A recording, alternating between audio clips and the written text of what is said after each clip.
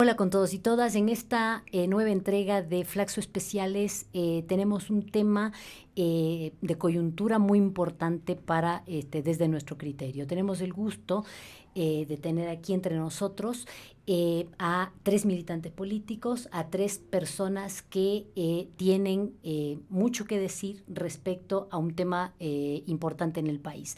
Judicialización de crímenes de lesa humanidad. ¿Qué es un crimen de lesa humanidad? Teníamos al doctor Juan Pablo Albán, que se ha excusado de venir por cuestiones de su trabajo. La tenemos a Susana Cajas, asambleísta alterna de la Asamblea Nacional por el Movimiento Alianza País, y acusadora particular en el primer juicio por crímenes de lesa humanidad que se está juzgando, esperemos, en el país. Tenemos a Juan Cubi, activista social, militante desde hace mucho tiempo, comprometido con muchas causas sociales. Él ha aceptado venir acá a charlar con nosotros de este tema y le agradecemos mucho, al igual que a Francisco Jarrín. En la causa dice Javier Jarrín, es acusador particular también de este juicio. Bueno, yo les voy a dar la bienvenida a nuestra radio online, a nuestro medio universitario, para decirles que este es un espacio de pensamiento plural y sobre todo de criterios sumamente amplios. Aquí es importante que cada quien, sustente su posición. No tenemos prejuicios, tenemos mucha admiración por todo lo que ustedes le han dado al país y en ese sentido queremos empezar a charlar. Susana, ¿qué es esto de judicializar crímenes de lesa humanidad? ¿Por qué es necesario que las sociedades contemporáneas y la sociedad ecuatoriana, juzgue estas cuestiones? Y vamos a preguntar qué es un crimen de lesa humanidad, si alguien después lo quiere responder. Esto es una cuestión jurídica, pero es sobre todo una cuestión política. Susana, por favor.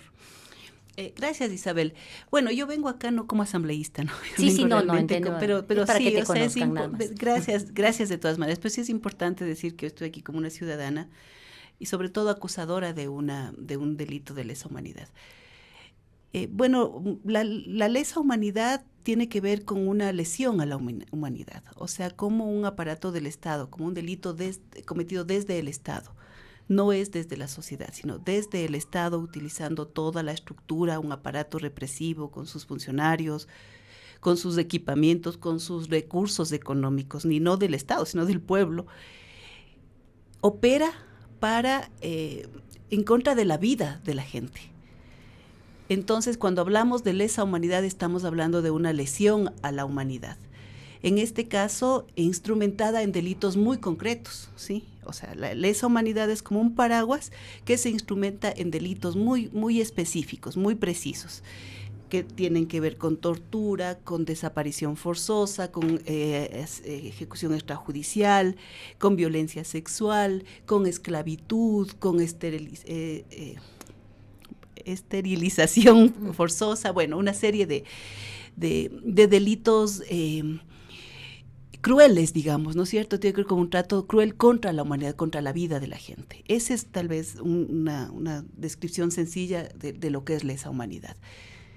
¿Por qué judicializar esto? O sea, y cuando hay una afectación a la vida, hay una acción en contra de la vida de la gente, eso no puede prescribir.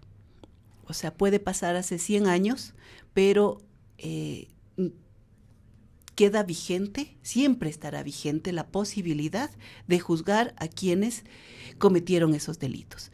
En el juicio que nosotros estamos siguiendo contra 7 generales de las Fuerzas Armadas y 1 de la policía, estamos acusando por lesa humanidad justamente porque lo que cometieron, los procesados, fueron parte de esa estructura operativa, de esa estructura de represión que fue implementada y que operó durante el gobierno de Febres Cordero.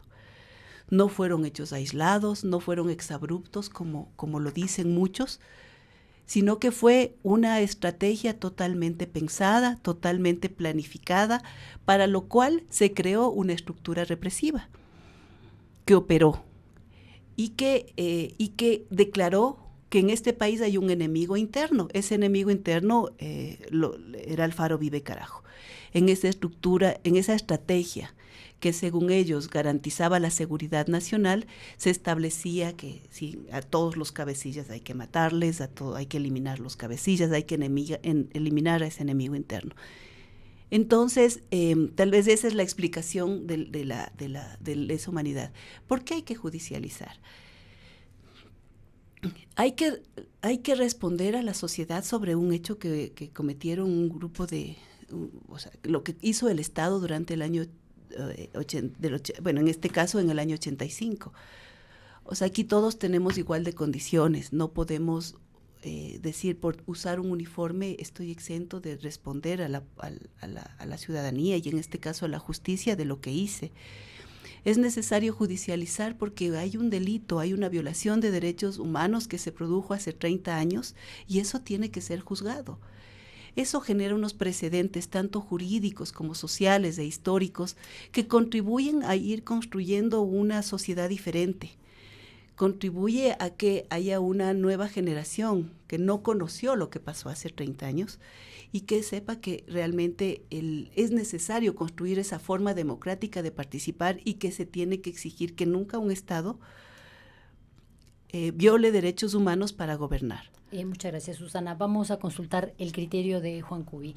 ¿Cuál es tu posición respecto a esta acción judicial y, evidentemente, respecto a todo lo que ha habido alrededor en este intento de instalar la primera audiencia? Gracias por el espacio. Mira, el tema de los derechos de los seres humanos son un concepto fundamental, sobre todo en la modernidad, ¿no? No te olvides que hace 200 y pico de años se hizo una revolución que es un hito histórico de la modernidad, que es la Revolución Francesa, donde se plantea esos derechos fundamentales. Y en ese sentido, cualquier cosa que afecte a la dignidad del ser humano implica una afectación al concepto más amplio de humanidad. ¿Sí? Se ha planteado en términos jurídicos el tema de la especificación de cierta clase de delitos que son mucho más graves, como por ejemplo atentar contra la vida, prisiones ilegales, tortura, etcétera. Pero en principio, como una idea fundamental, todo aquello que afecta, que hace daño a la condición del ser humano ya implica en sí una afectación a su humanidad como un concepto filosófico, sobre todo cuando para ello opera el poder del Estado. Eso es lo fundamental. Y en el caso que estamos tratando, obviamente hubo una política de Estado que apuntó justamente a atentar contra la dignidad de una serie de ecuatorianos, no únicamente los militantes del Alfaro Vive Carajo. Por añadidura se afectó a muchas personas absolutamente inocentes. Yo siempre he sostenido, yo nunca apelo a mi inocencia en este tipo de confrontación, porque era una pelea política. Y cuando tú tomas las armas para enfrentarte políticamente a un Estado, a un régimen, a un sistema, estás asumiendo una responsabilidad.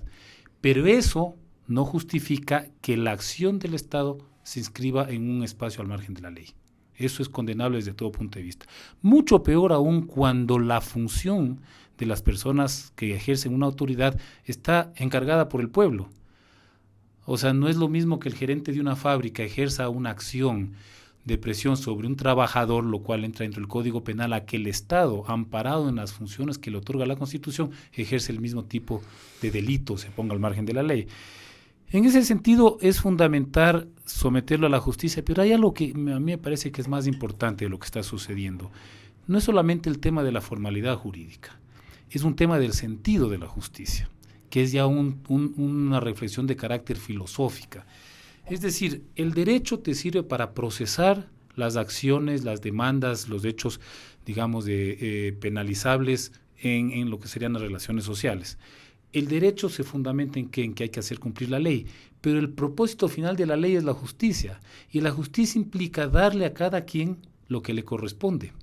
Muy bien, en el caso nuestro, por lo menos de los que estamos aquí, nosotros, más allá de que nos hayamos puesto al margen de la ley en nuestra lucha política, terminamos sometiéndonos a la justicia. Al menos en el caso de Susana y mío, fuimos procesados. Por suerte, el Javico logró, digamos, obviar ese proceso. Es más, leí unas declaraciones que hizo el día de hoy en Ecuador Inmediato. Él decía, bueno, si a mí ni siquiera me han acusado de nada y me tuvieron preso, desaparecido y torturado. Pero en todo caso, si tú planteas este sentido de la justicia, de la igualdad de los seres humanos, en este caso ante la ley, Bueno, a todos esos funcionarios que se pusieron al margen de la ley para ejercer su responsabilidad como funcionarios, hay que aplicarles exactamente la misma vara. El tema central es que se desarrolla desde la lógica del poder un discurso para justificar la supuesta preservación del orden, de la paz, del equilibrio político, ¿no? Eso es lo más complejo en esto. Por ejemplo, fíjate el discurso que se acaba de imponer, que es terrible, ¿no? A propósito de lo que sucedió el día lunes en la Corte Nacional de Justicia, ¿no? Yo he escuchado a varios exmilitares en servicio pasivo, etcétera, que hablan de que se está atentando contra el honor, la dignidad, la historia de las Fuerzas Armadas. Entonces yo digo, muy bien, eso significa que entonces tenemos que instituir la tortura como una práctica aceptable por la sociedad. Porque a pretexto de luchar contra la subversión, entonces te puedes poner tú al margen de la ley, y eso es inaceptable desde todo punto de vista. Ese discurso es el que a mí más me preocupa.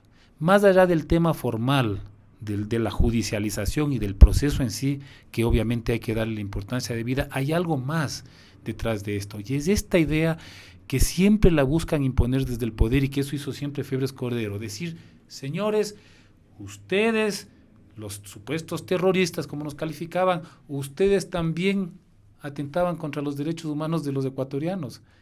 Y ese criterio es perverso, porque el único que puede violar los derechos humanos es el Estado. Para eso se creó principios jurídicos internacionales. Esa es la clave.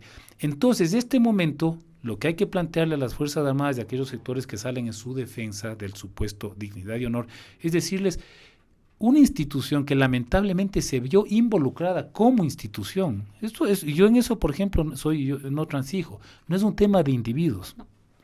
Es un tema de que hubo sectores de las Fuerzas Armadas que pusieron a la institución al servicio de un gobierno represivo y que aceptaron una política de violación de derechos humanos sistemática para combatir la subversión.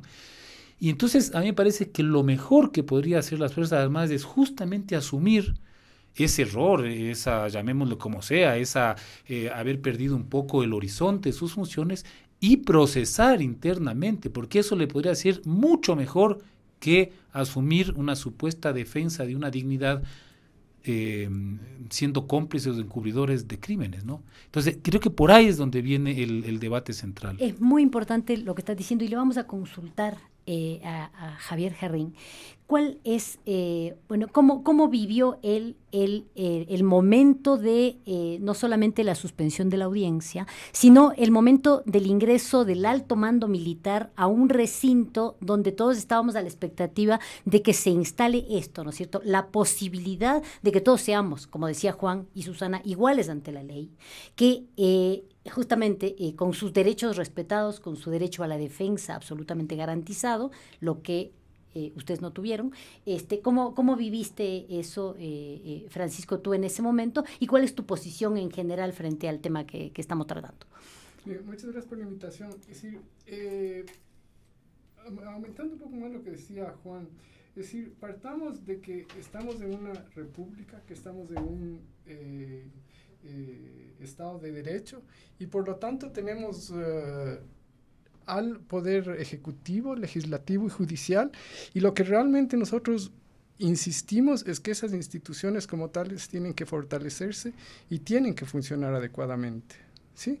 Es decir, en un momento determinado en que la justicia, ¿no es cierto?, deja de funcionar, si es este el caso, realmente comenzamos a tener problemas, ¿sí? Es decir, nosotros somos los primeros, ¿sí?, a pesar de todo lo que sucedió con nosotros, que esperamos que realmente se haga una justicia totalmente imparcial, ¿sí?, que realmente se ponga, ¿sí?, con todos los elementos, ¿sí?, que de lado y lado tengan que ponerse para llevar adelante este proceso y se juzgue, ¿no es cierto?, si realmente lo merecen. Ahora, la situación en el momento ya cuando entran, sí, tenemos que tener claro que son los tres jefes, ¿sí?, de las tres ramas de las Fuerzas Armadas, ¿sí?, que ingresan a la Corte Nacional de Justicia. Es decir, es la instancia máxima a quienes, ¿sí?, en donde ellos se presentan, ¿sí? Es decir, me pueden decir que ellos tienen derecho para hacer eso, que pueden estar haciéndolo, que lo pueden hacer a título personal, pero eso es una cuestión en la cual, sí, inclusive en términos de la Constitución, sí, las Fuerzas Armadas están subordinadas al poder civil. ¿Sí? Entonces me parece que esa es una cuestión que tiene que insistirse y que tiene que mantenerse en términos de la cuestión de este juicio. Chicos, tengo que decir esto, ¿no es cierto? Que esto sale por muchos canales, que tenemos una web que es www.flaxoradio.es.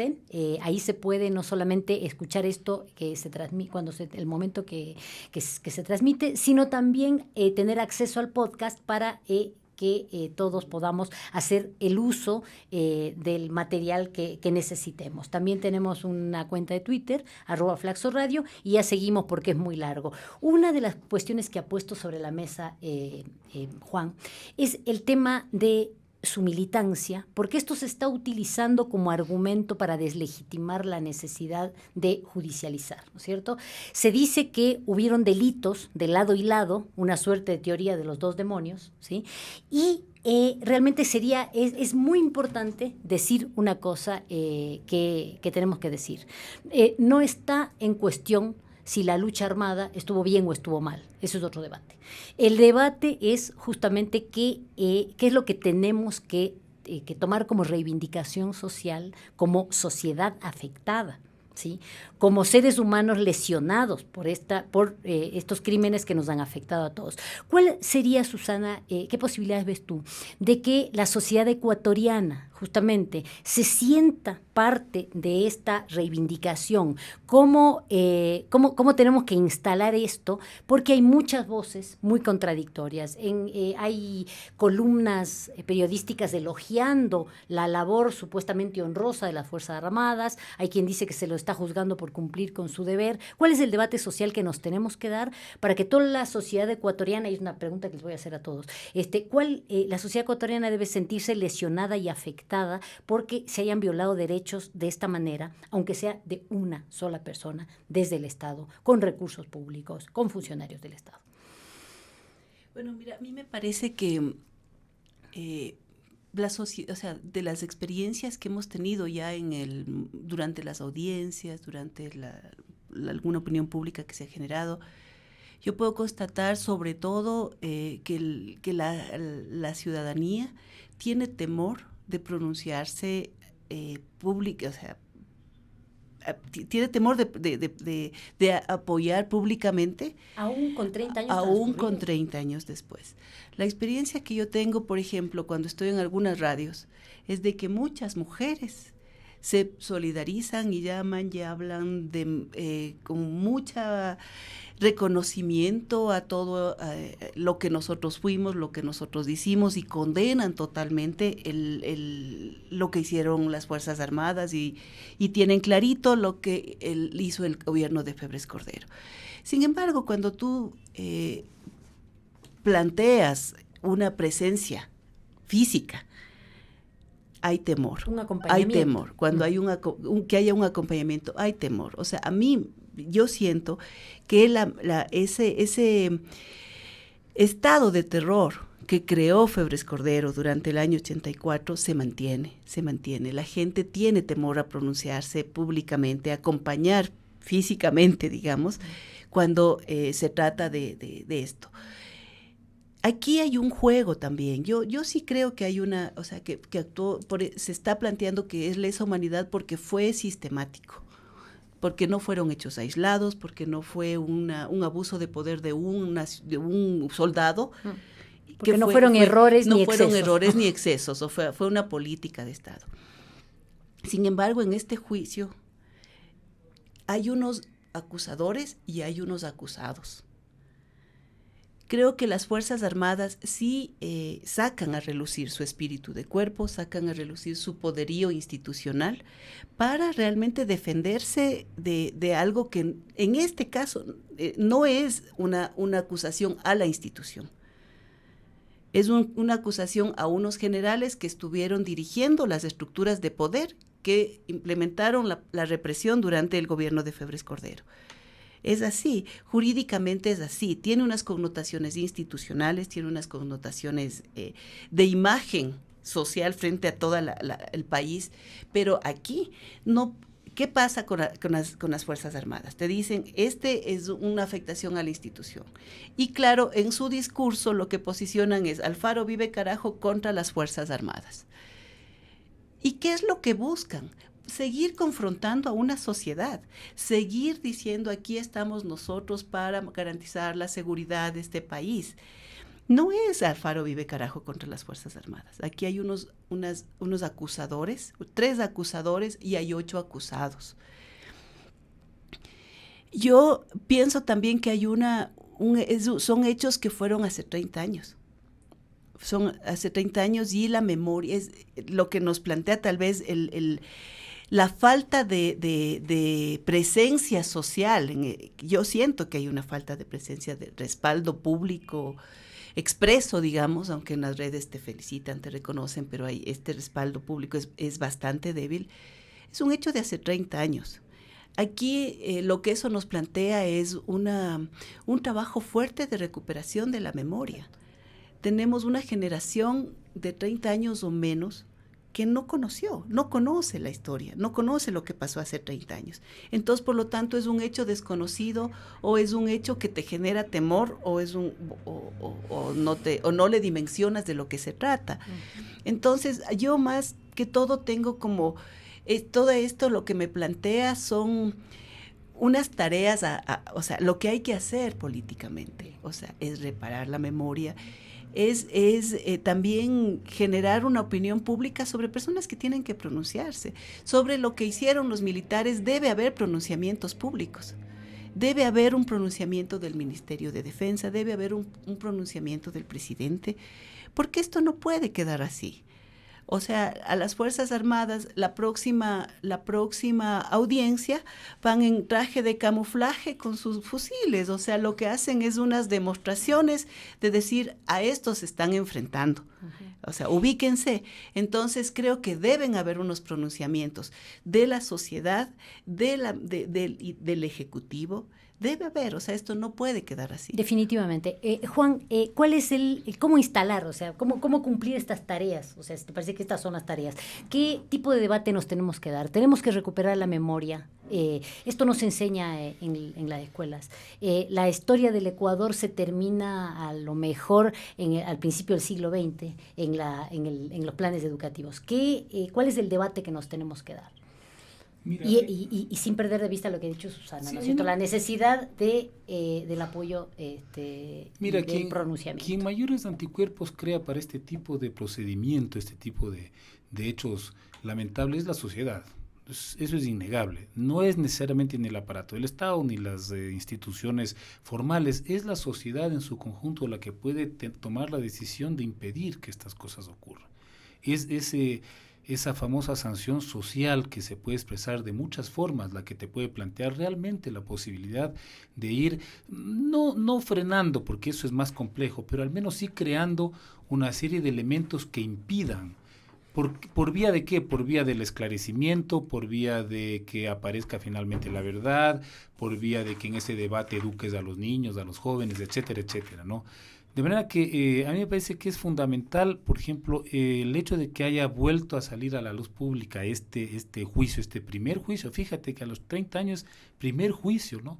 Lo cual significa que tienes un Estado que es absolutamente insensible con los derechos humanos, ¿no? Un Estado que ha garantizado la impunidad por mucho tiempo. Todo, es decir, tienes 30 años de impunidad y no sabemos si sigan otros 30, porque ahorita recién estamos empezando con el juicio, ¿no? De manera que lo triste ha sido que durante estos 30 años se ha ido escamoteando esos hechos de la memoria ciudadana. Por lo tanto, es fundamental recordarlo, ¿no? A mí me parece eso el primer elemento, ¿no? El segundo elemento es que no logramos nosotros construir una sociedad de instituciones. Lamentablemente estamos ya a inicios del siglo XXI y no hemos logrado construir un país de instituciones. Y cuando hablo de instituciones, yo no hablo de edificios. La justicia no son edificios nuevos y funcionarios de eterno, ¿sí? La justicia es la confianza que tiene una ciudadanía en que de alguna manera va a recibir una respuesta a sus aspiraciones de equidad, digamos, de resolverle sus litigios, sus conflictos. Ese es el sentido de la justicia. Y la justicia no te la da un edificio bien pintado.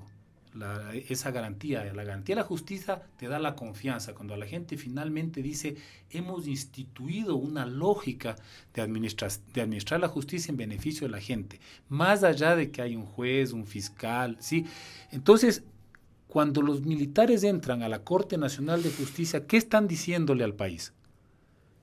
Para mí el mensaje es clarísimo. Están diciéndolo, mire, como en este país nadie respeta las instituciones, como en este país la justicia se ha convertido en una especie de botín político de los gobiernos de turno, entonces nosotros en esa misma lógica llegamos e imponemos nuestra presencia.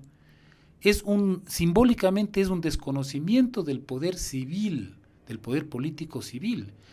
Pero yo no creo que sea solamente un tema de defenderles a los acusados de un espíritu y cuerpo. Para mí el mensaje es muy claro. Es decir, miren, en este país, empezando por el Ejecutivo, no se respeta a la función judicial. Hay una intromisión, hay un relativismo jurídico. Por lo tanto, en ese juego nosotros también imponemos ese relativismo jurídico.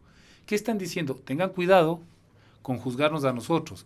De la misma manera que hay otros sectores que dicen exactamente lo mismo. Es decir, cuidado, nos van a tocar a nosotros por X o tal razón. Y lo hacen desde una perspectiva que es gravísima, ¿no? Que es de la institución que lamentablemente se ha convertido no solo en custodia de la democracia, sino en institución custodia de la justicia ahora, ¿no? Es decir, el 30S, ante la imposibilidad de los civiles y del poder político de resolver ese conflicto, tuvieron que entrar las Fuerzas Armadas a dirimir. Entonces ellos volvieron a decirle, ustedes pueden tener cualquier constitución en este país, pero los garantes de la democracia seguimos siendo nosotros. ¿Qué hicieron el lunes? Dijeron, los garantes de la justicia somos nosotros. Con lo cual prácticamente te echa abajo el edificio, la estructura de una república. Porque yo me hago una pregunta, a ver, ¿por qué va el alto mando, todo el alto mando de las tres ramas, y se presenta en la Corte si es que no le ha enviado el presidente? Ahí que habría que preguntar. Primero, les mandó el presidente de la República, porque ellos son parte del Ejecutivo. Las Fuerzas Armadas están constitucionalmente bajo el mando. Ya. Segunda, ¿pidieron ir y les autorizó el presidente o no? Tercero, si fueron por decisión propia con uniformes, con todo el aparataje, el presidente debería automáticamente haberles mandado a la casa a todos los que estuvieron ahí. ¿No es cierto? No solo con uniforme, con uniformes de gala, medallas, exactamente, imagínate, acompañantes. Entonces, cuando yo hablo de la institucionalidad, es que eso es una institucionalidad. La independencia de la justicia, no en términos físicos, no en términos de escritorios, sino del concepto, esa es una institución. Y no hemos logrado hasta ahora crear, porque yo me permití ver un poco las fotos, ¿no? Y la jueza estaba absolutamente entre atemorizada y desconcertada.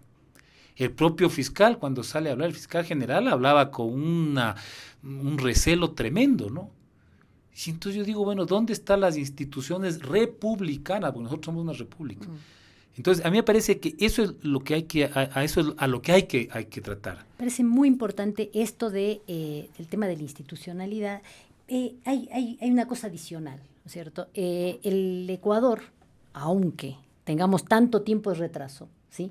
Es un país que está judicializando. Se llegó a un auto de llamamiento a juicio, a una audiencia de formulación de cargos. Esto hay muchos países, ¿sí?, que se dicen democráticos, ¿sí?, que no reciben cuestionamiento internacional a sus democracias y que no lo han logrado y que no lo han hecho, digamos. Entonces, es muy importante decir, me dice mi compañera Palmira Chavero, que se muere por estar acá y no sé por qué no está, al fin y al cabo no lo hicimos. Esto de pensar en el Ecuador como en un espacio abierto, en un camino abierto que cuesta muchísimo. ¿Cuál es el debate social que nos tenemos que dar, Javier? ¿Qué necesita discutir la sociedad ecuatoriana para lograr esta institucionalidad? Recordemos una cosa que es muy importante para todos, ¿no? Las estructuras represivas no funcionan sin sustento de funcionarios o de estructuras judiciales también. Entonces, en este momento hay una institucionalidad que ha aceptado judicializar con todo lo que cuesta y con todo lo que hay para escarbar. Bueno, ¿de qué tenemos que hablar? Nosotros, tú vives en otro país, hay otros debates en los cuales estarás involucrado. ¿Qué nos puedes contar? ¿Qué te parece que necesita como debate social la sociedad ecuatoriana? Y ya voy con las preguntas de mi colega Palmira Chavero para ustedes. Sí, mira, yo creo que la situación de las instituciones es una cuestión fundamental. Es decir, en la medida que no podamos mantener, o sea, instituciones que tengan absoluta independencia una de otra, realmente yo creo que eso es una situación muy grave, ¿sí? Yo creo que en la medida que las presiones ¿sí? se sigan ejerciendo, ¿no es cierto?, de un lado, de otro, o sea, no podemos avanzar, ¿sí? Yo creo que todo esto, obviamente, en este caso, por ejemplo, a mí me llama mucho la atención, si conversábamos inicialmente. Así es, fuera de micrófono decíamos. ¿No es cierto? Es decir, en este país, sí, las 3 ramas de las Fuerzas Armadas, lo voy a poner así, se toman la Corte Nacional de Justicia, ¿sí? Y absolutamente yo no he leído ningún, ¿sí? O sea, pronunciamiento fuerte, ¿no es cierto?, inclusive de personas individuales, de instituciones, ¿no es cierto? Es decir, que comenten o den algún mensaje respecto de esta situación. Es decir, no existe absolutamente ningún debate más allá de dar la noticia simple, digamos, o sea, no simple, la noticia, digamos, pero que se pronuncien en un momento determinado, ¿no es cierto? Sí, las Fuerzas Armadas o existen artículos respecto de eso, pero realmente que esto sirva como para un debate, para cuestionar cuál es el rol de las Fuerzas Armadas, ¿sí? ¿Cuál es el rol realmente o la independencia que tiene realmente la justicia en este país? ¿Sí? Yo personalmente no he leído y no he visto que los juristas, los constitucionalistas de este país, ¿sí?, se hayan pronunciado de alguna manera respecto de eso, ¿sí? Yo creo que inclusive las instituciones, las universidades, cátedras de derechos humanos que existen, yo creo que en este momento han brillado absolutamente todos por su ausencia. No sé si es realmente la situación del país que se ve tan neutralizada, ¿no es cierto?, en el cual la cuestión de expresar libremente sus criterios son también de alguna manera amenazados, ¿no es cierto? Pero por lo menos estamos ya a 4 días de lo que sucedió el día lunes, ¿sí? Y realmente fuera de lo que nosotros hemos estado en ciertos medios de comunicación, si bien ha habido, pero me refiero que haya una presencia, por lo menos, yo no diría ni para ponerse de un lado ni del otro, como para hacer el blanco y negro, ¿sí? Pero sí para establecer, o por lo menos un debate, para hacer preguntas, para realmente cuestionar, o para que realmente la sociedad se pregunte de alguna manera qué es lo que está sucediendo con este primer juicio. Porque entendamos, este es el primer juicio, ¿sí? Y posiblemente se vienen otros juicios atrás del nuestro, ¿sí? Pero ¿cuál es el debate? Así esperamos. ¿Sí? ¿Cuál es el debate que con estas primeras situaciones, ¿sí? Es decir, sirve para poner sobre la mesa algunos tópicos que yo creo que son indispensables, ¿sí? Para el país. Palmira nos pregunta y nos hace varios comentarios. La primera es ¿qué papel para ustedes, esto para todos, debería cumplir el sistema educativo para la reconstrucción de la memoria histórica, ¿no es cierto? Esto es la primera.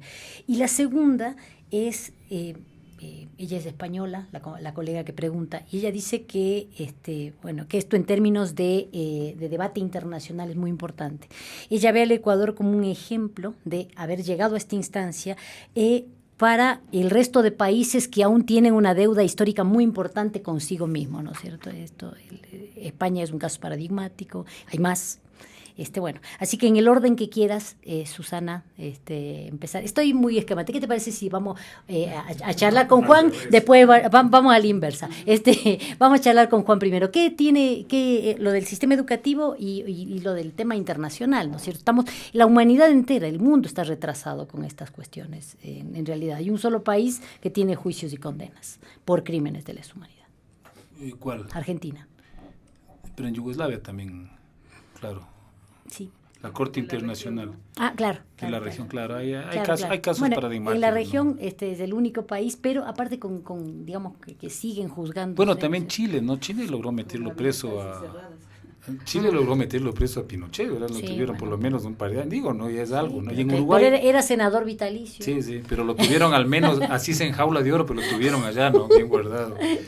Sí, Uruguay decidió que ya estaba, que no iba más. Sí. Sí, yo recojo siempre de Argentina. A mí me gustó mucho el tema argentino porque se convirtió en un hecho social, no judicial. Y era de tal magnitud que ocurría algo que es muy paradigmático. ¿Recuerdas que habían estos torturadores o acusados de tortura que iban a los restaurantes y la gente se levantaba y se salía, ¿no? Y a mí me parece que cuando tú logras que una sociedad actúe de esa manera, te pones incluso más allá de los límites de la propia administración de justicia. Porque puede ser que en la administración de justicia, al cumplir procedimientos, tengas incluso que llegar a exculpar a alguien, ¿no? Porque si no tienes las pruebas, porque si no... Pero si la sociedad es consciente, está convencida, es clara respecto, por ejemplo, de las responsabilidades y le sanciona públicamente, eso es importantísimo. Condenas sociales. Una condena, para mí eso es mucho más fuerte incluso para el acusado, no para el perpetrador, que le vayan a hecho una acusación formal. ¿Por qué razón? Porque eso te demuestra el rechazo de una sociedad.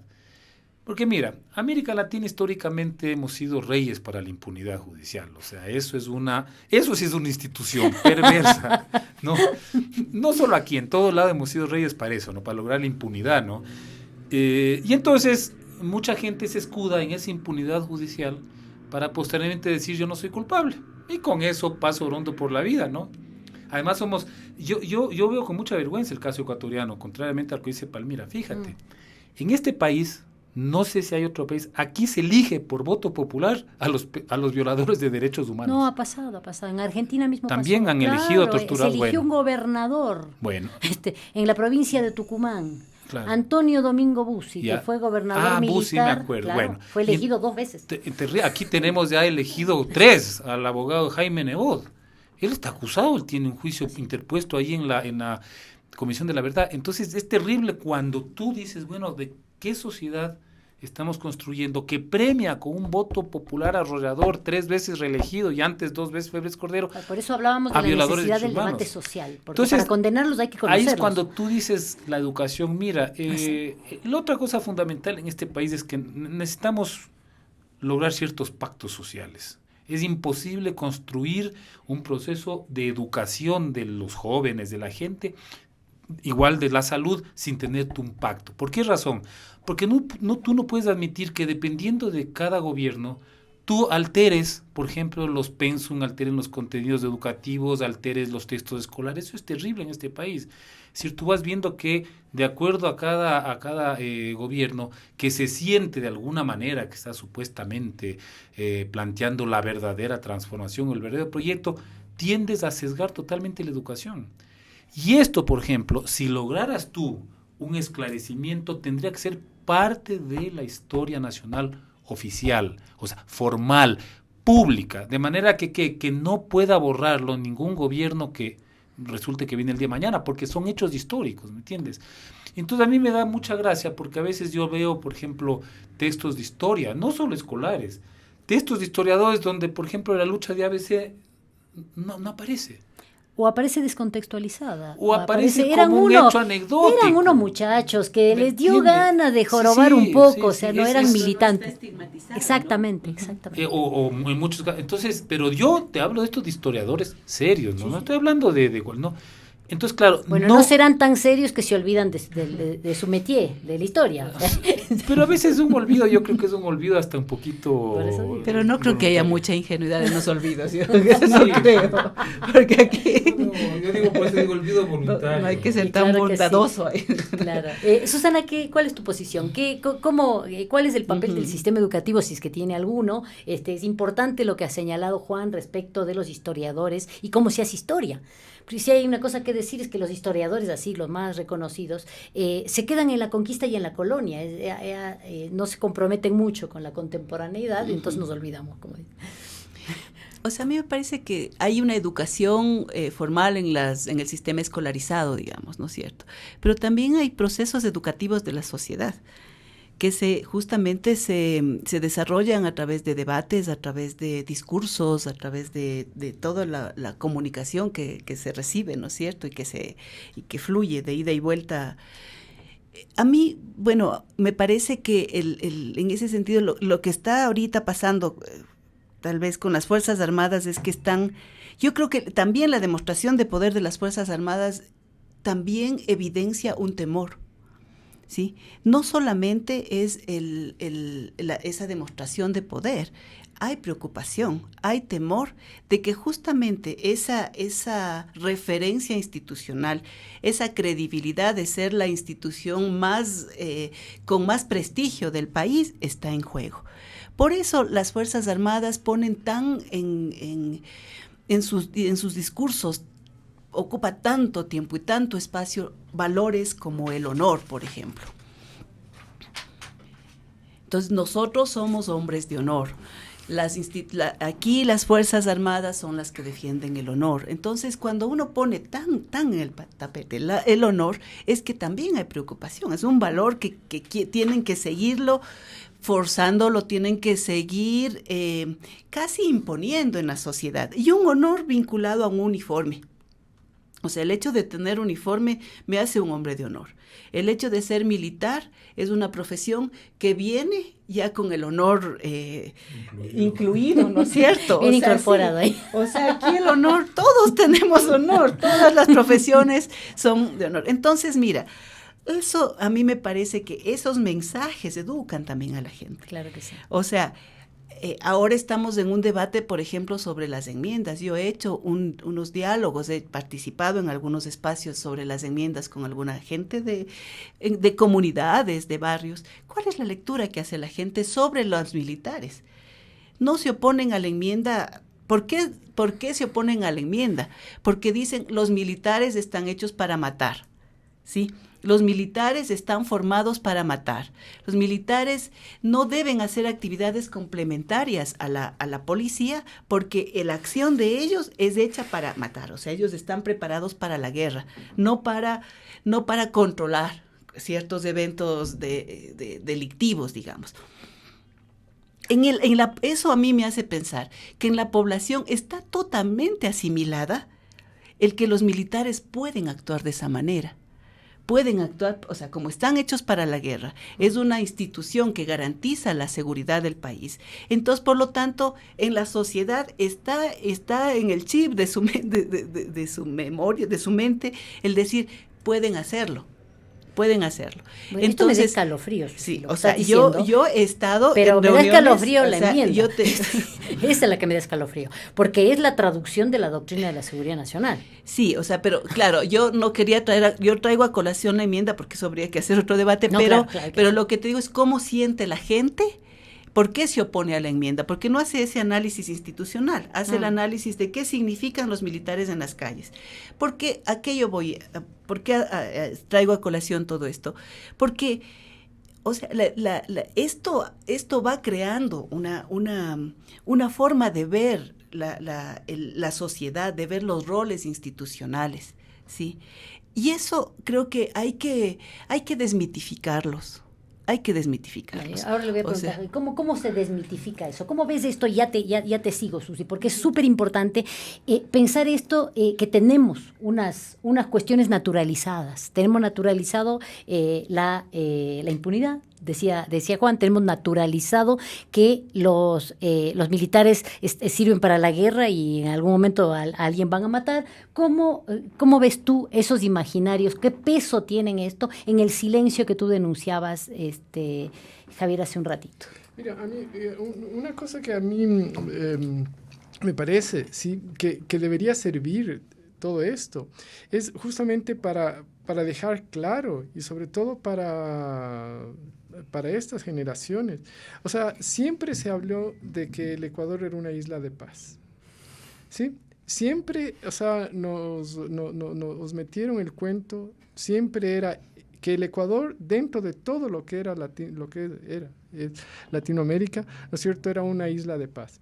Entonces, yo creo que cuando en este momento se comienzan a plantear totalmente cosas diferentes y se comienza a mostrar que el Ecuador no es una isla de paz por una serie de elementos, me parece que eso es bien importante, ¿no es cierto?, para que la sociedad, o por lo menos comience a justamente desmitificar una cuestión que aquí no es una isla de paz. ¿Sí? Y no ha sido, obviamente, ¿sí? Y por otro lado, que a mí me llama la atención, ¿no es cierto?, justamente esto, digamos, del temor, ¿no es cierto?, del temor. Cuando yo creo que somos una sociedad realmente machista, ¿sí? Y yo creo que justamente, y si nos damos cuenta, y yo mencionaba esto, ¿no?, cuando uno ve que los hombres, me refiero varones, ¿sí?, entran en términos de su postura, ¿no es cierto?, militar, y con todas sus medallas y con todas sus condecoraciones y con todo, yo creo que es el único, ¿no es cierto?, el único, llamemos, funcionario público que tiene tantas, o sea, medallas, que tiene tantos adornos encima, ¿no es cierto?, que realmente a uno le impresiona. O sea, disculpa, ni los médicos, ni los profesores, ni los abogados, ni los... nadie, ¿sí? Entonces, me parece que es una cuestión realmente como de un... No sé, perdón, aunque no sea, no sé si los curas o los obispos tienen una cuestión, sí, pero es una situación así que realmente marca, ¿sí?, marca la presencia en términos de esa situación de dejar establecido, ¿no es cierto?, cuáles son las reglas de juego, ¿sí? Entonces, me parece que esa es una situación que tiene que considerarse en términos de toda la educación, ¿no es cierto?, es decir, que se da. O sea, por decir, repito, yo vivo fuera del país, pero traigo a colación, no sé, una cuestión, por ejemplo, en términos, la vez anterior que yo vine acá estaba en debate, ahora parece que ya, o por lo menos no se habla mucho en público, ¿no es cierto?, era la cuestión sobre, no sé si es la ley de sexualidad, la cuestión que era, ¿no es cierto?, era una cuestión, es decir, que uno yo por lo menos desde afuera, cuando me contaban así un poco cuáles eran las cuestiones de ese, decía, bueno, pobres mujeres, o sea, en el país simplemente va a ser una cuestión así de que aquí, perdón, los machos imponen porque, ¿sí? Entonces, perdón, y eso venía inclusive desde el presidente de la República, ¿no es cierto? Aquí se hace esto así, asado, cocinado, ¿y por qué? Porque lo digo yo, porque lo dice el poder, porque lo dice el varón que está ahí. Entonces yo creo que sí es una sociedad que tiene que realmente pensar todos estos elementos que estamos poniendo acá, ¿no es cierto?, en términos de si se quiere realmente, ¿no es cierto?, o por lo menos comenzar a debatir, a construir, a hablar, ¿no es cierto?, de otros, con otros elementos. Es necesario justamente promover el debate, y no solamente el debate, promover una condena social fuerte a justamente a estas aplicaciones desiguales de la ley, a estas cuestiones del ejercicio del poder machista, dice Javier. Pero una cosa que te quiero preguntar, Juan, y realmente para todos igual, porque no... lo ha dicho Susana de alguna manera, esta demostración, esta presencia ahí, no es una demostración de que hubo sistematicidad, de que hubo acción concertada, de que se dio esto que dice el auto de llamamiento a juicio, ¿no? Esta empresa criminal conjunta de la que participaron, esto que se defiendan corporativamente, no está ratificando esto que se está denunciando.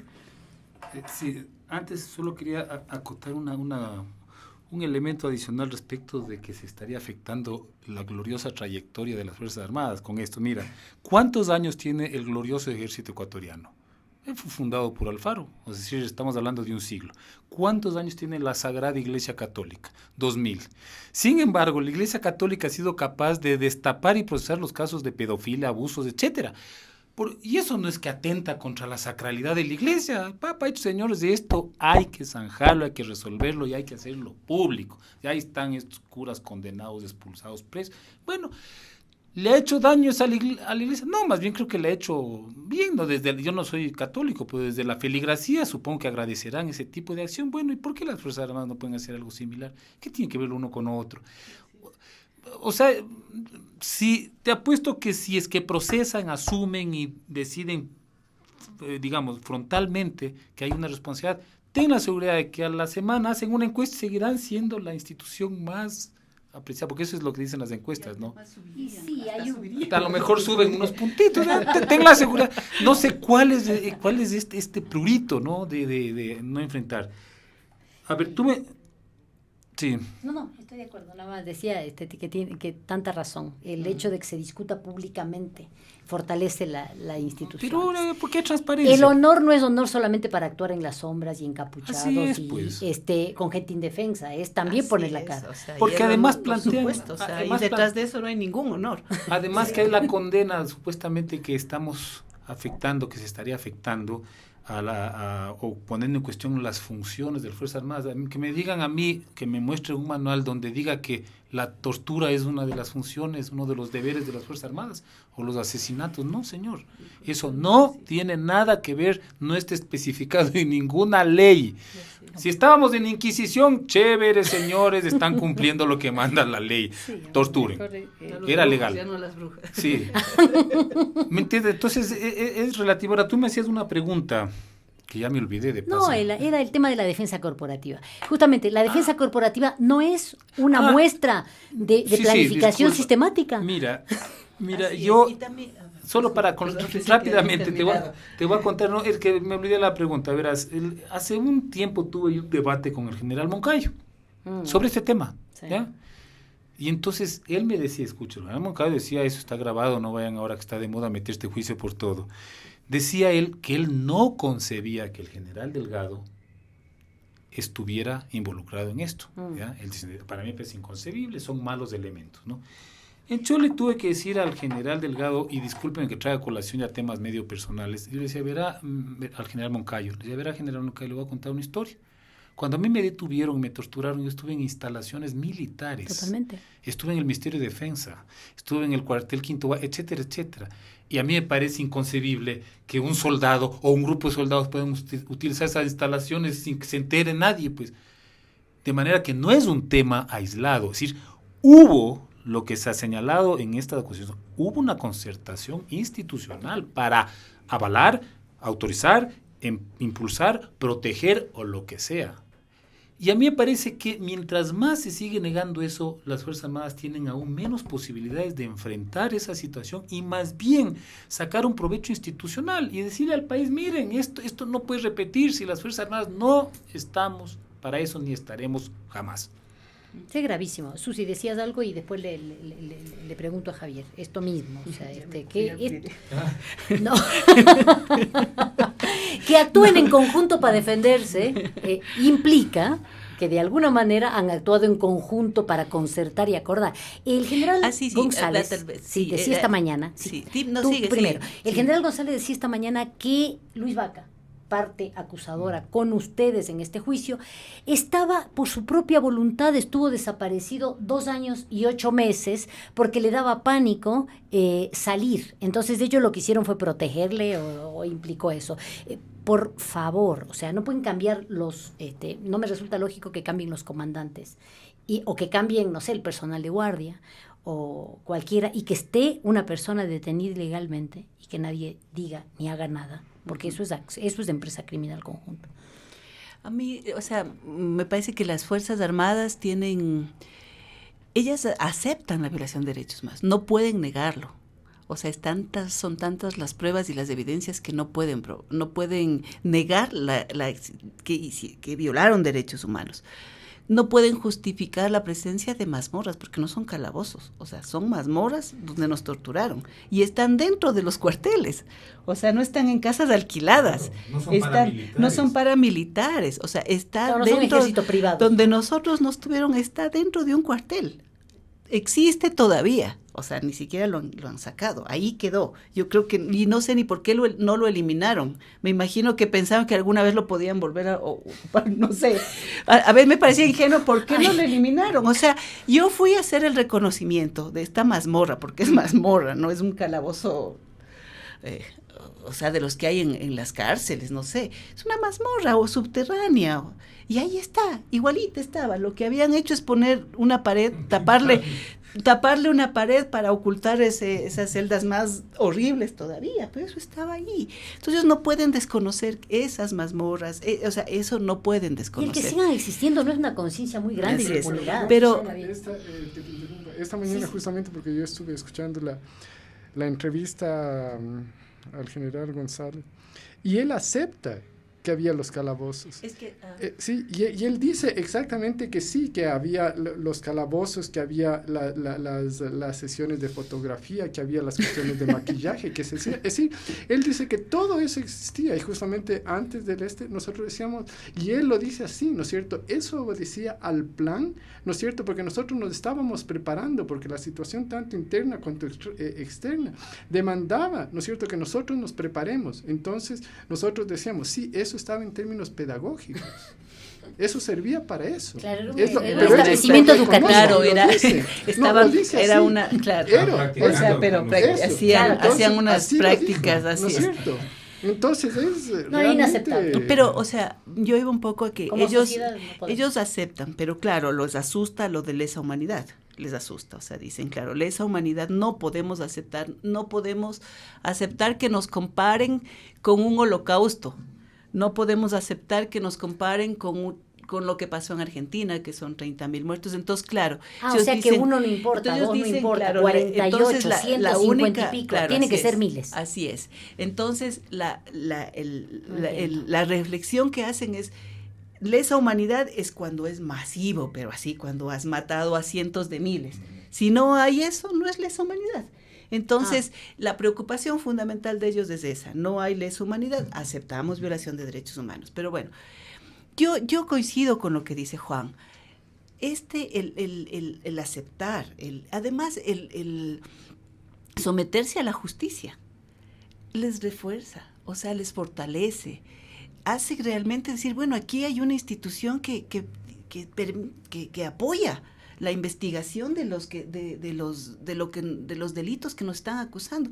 Es más, han tenido la posibilidad de defenderse y de buscar todas las pruebas durante 2 años. Yo les quiero preguntar si alguno de ustedes, cuando sufrieron estas detenciones arbitrarias, estos apremios ilegales, tuvo derecho a la defensa, tuvo posibilidad de tener sus derechos garantizados, fue llevado a un tribunal con todas las garantías, ¿cuándo fue detenido ilegalmente? En fin, ¿cómo se actuó? O sea, primero te torturaban, te apaleaban y después te ponían en el sistema formal de justicia, ¿no es cierto? O sea, pero primero era detenciones ilegales sin fórmula de sin boleta de captura, o sea, no, primero te apaleaban todo y después te ponían un juicio, digamos, ¿no es cierto? Y en ese juicio lleno de vicios procesales y todo. Ahora, y ahora se da otro dato, además, otra situación. Aquí siempre se ha hablado de garantizar el debido proceso de los acusados, y creo que nosotros y toda la parte acusadora ha respondido a eso. Pero también en derechos humanos, en juicios, donde hay procesados por violación de derechos humanos, también se debe ver el debido proceso para las víctimas, para las que estamos acusando de violación de derechos humanos. Estamos hablando de una impunidad de 30 años. ¿Y hasta cuándo vamos a esperar? O sea, entonces ahora no solo se debería respetar el debido proceso de los militares, y el debido proceso para nosotros, todo lo que esto ha significado, porque sí, hay una connotación política, una connotación jurídica, pero hay una connotación humana muy fuerte en todo lo que estamos haciendo, y eso no es tomado en cuenta. Entonces, o sea, yo sí exijo que también se considere que aquí habemos unas víctimas que exigimos un debido proceso para nosotros, ¿sí?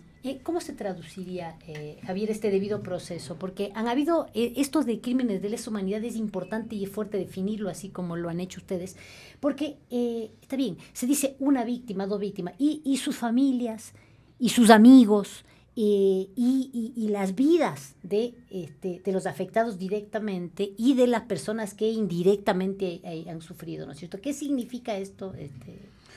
O sea, lo que tenemos que recordar es que en ese momento, ¿no es cierto?, si bien, llamemos así, la justificación era Alfaro vive carajo, o sea, en términos de sociedad, ¿sí?, la represión se daba a todo nivel, ¿sí?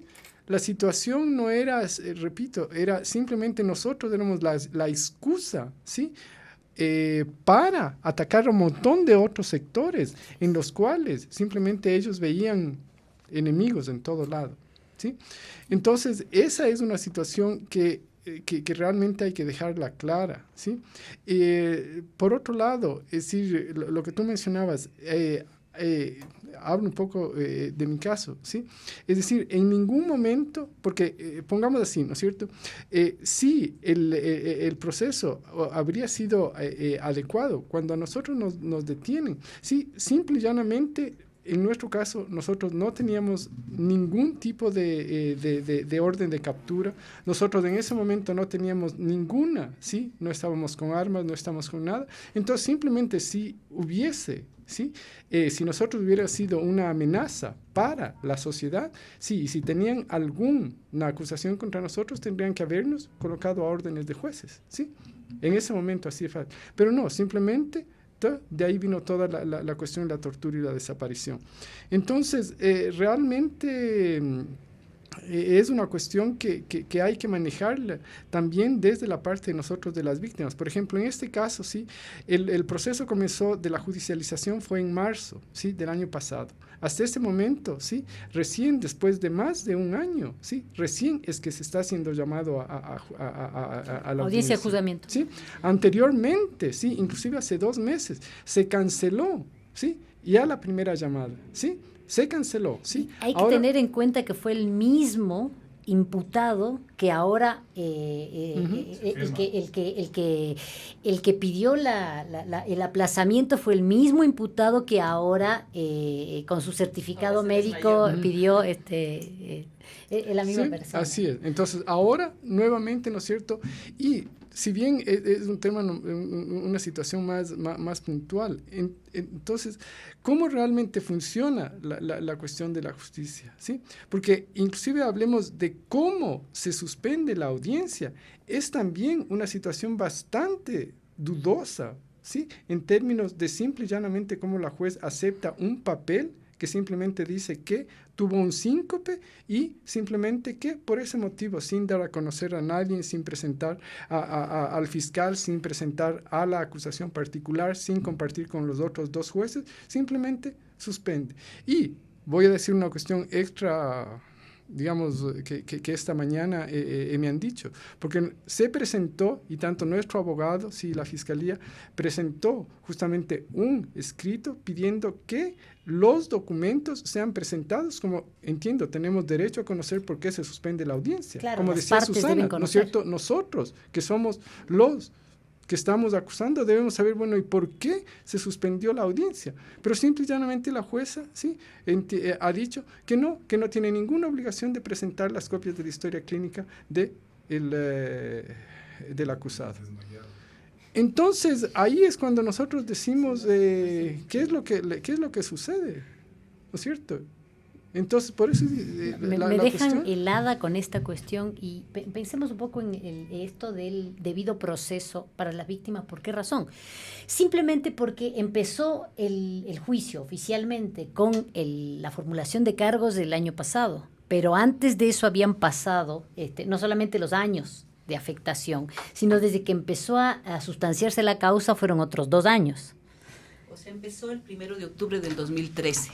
Fue la primera audiencia de formulación de cargos. Así es, pero antes de eso, digamos, hubo toda una preparación. Por supuesto. Claro, es una cuestión aterradora, cómo pasa el tiempo y cómo personas que son parientes de ustedes, que son amigos de ustedes, están ahí. Son personas grandes y están ahí esperando justicia, esperando que la institucionalidad les diga algo de una cosa que vivieron hace mucho tiempo y que cambió sus vidas, ¿no es cierto?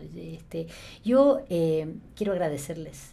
Sé que nos queda muchísimo por decir. Necesitamos hacer un seriado largo. Quiero agradecer el esfuerzo de que hayan venido aquí y quiero pedirles unas palabras finales en los términos que ustedes gusten para utilizar este medio justamente para instalar esta reivindicación como una reivindicación de toda la sociedad ecuatoriana. Javier. Miren, lo que yo personalmente pido es que este proceso, ¿sí?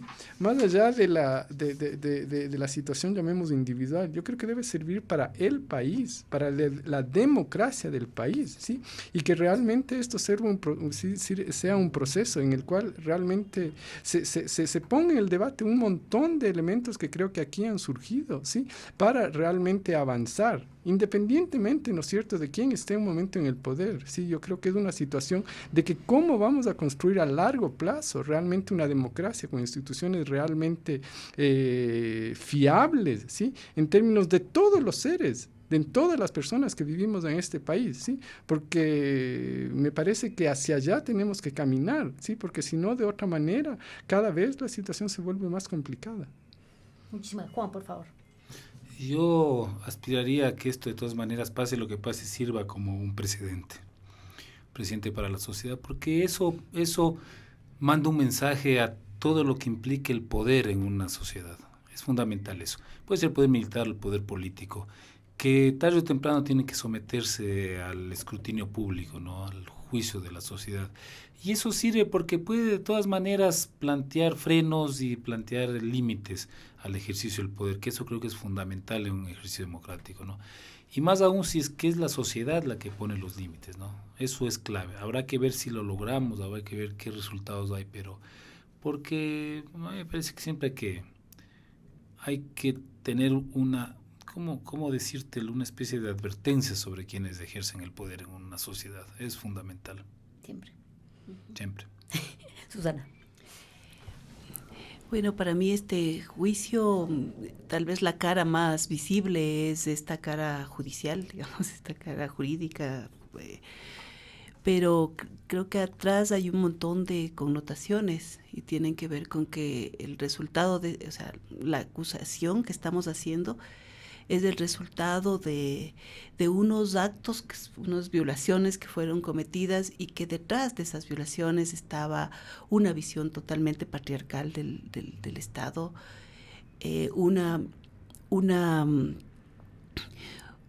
un proyecto político también, unos intereses políticos y económicos totalmente definidos. Había una oligarquía que realmente emergía como quien es la salvadora y quien garantiza la seguridad frente a unos elementos terroristas peligrosos, ¿no es cierto? O sea, yo creo que detrás de este juicio hay un montón de historia, hay una propuesta política del lado oligárquico, pero también del lado de quienes ahora aparecemos como víctimas, que nos opusimos justamente a esa oligarquía. Hay una visión patriarcal, como decía, o sea, creo que aquí se evidencia cuál era la visión con respecto a las mujeres y a las mujeres que tomábamos una opción política por parte de las Fuerzas Armadas y por parte de un gobierno, una visión de cómo estaba pensado gobernar el país. O sea, creo que eso también Febres Cordero definía completamente: aquí se hace lo que a mí me da la gana, a pesar de que era un presidente electo constitucionalmente, actuó como un dictador. Entonces yo creo que eso no hay que dejar de lado, justamente es parte de esa recuperación de la memoria, ¿no? O sea, ahora aparece el juicio y se quiere decir son unos señores y una señora que cometieron unas ilegalidades contra unas fuerzas armadas honorosas, honorosas, pero creo que se por dicen, ahí pueden haberse equivocado. Pero o sea, en exceso. Claro, es fundamental que se conozca eso. O sea, detrás de todo esto hay todo un montón de connotaciones políticas, sociales, culturales, históricas. Sí. Uh-huh. Bueno, muchísimas gracias por haber estado aquí, a Juan Cubi, a Javier Jarrín, a Susana Cajas. Tuvimos la ausencia de Juan Pablo Albán con justos motivos, está trabajando justamente en la causa, y nosotros esperamos poder contar con ustedes en otro momento para seguir hablando de todas las cosas que han salido aquí como temas, ¿no es cierto? La necesidad de recuperar la memoria, la importancia de las condenas sociales, que eso se traduzca en una acción institucional, y la necesidad del acompañamiento. de que quienes reclaman en este momento son expresión de una historia previa y son exponentes de unas luchas sociales que no se han saldado hasta el momento. Gracias a todos, gracias a todas por su atención en este conversatorio, en este espacio en el que hemos abordado la judicialización de crímenes de lesa humanidad en el Ecuador por Flaxo Radio. Gracias.